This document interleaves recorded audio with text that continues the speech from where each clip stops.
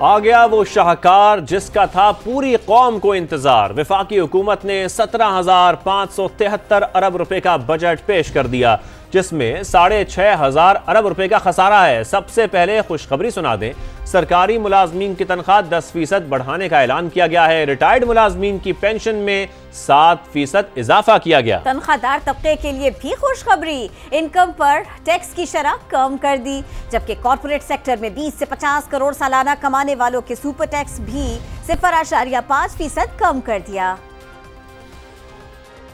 वफाकी हुकूमत के तमाम मुलाजमीन ग्रेड 1 ता 22 की तनख्वाह में 10% इजाफा तजवीज़ किया जा रहा है। रिटायर्ड मुलाजमीन की पेंशन में 7% इजाफे की तजवीज़ है। माजूर मुलाजमीन के लिए एक्सी कन्वेंस अलाउंस को माहाना 4,000 से बढ़ाकर 6,000 कर दिया जाएगा। मुसल्ह अफवाज के अफसरान और सोल्जर JCOs के लिए स्पेशल रिलीफ अलाउंस देने की तजवीज़ है। तनख्वाहदार तबके के लिए रिलीफ 6 लाख रुपए और 12 लाख रुपए तक तनख्वाह पाने वालों के लिए टैक्स की शरह 5% से कम करके 2.5% कर दी गई है। जो लोग 22 लाख रुपए तक तनख्वाह लेते हैं उनके लिए कम से कम टैक्स की शरह 15% की बजाय 11% करने की तजवीज़ है। 22 लाख रुपए से 32 लाख रुपए तक तनख्वाह लेने वालों के लिए टैक्स की शरह 25% से कम करके 23% करने की तजवीज़ है। 70 साल से कम उम्र पेंशनर जो सालाना 1 करोड़ रुपए से जायद पेंशन वसूल कर रहे हैं, उनकी 1 करोड़ रुपए से जायद पेंशनी की आमदनी पर 5% की शरह से टैक्स आयद करने की तजवीज़ है। हुकूमत कम और दरमियानी पेंशन वसूल करने वालों पर टैक्स आयद करने का कोई इरादा नहीं रखती।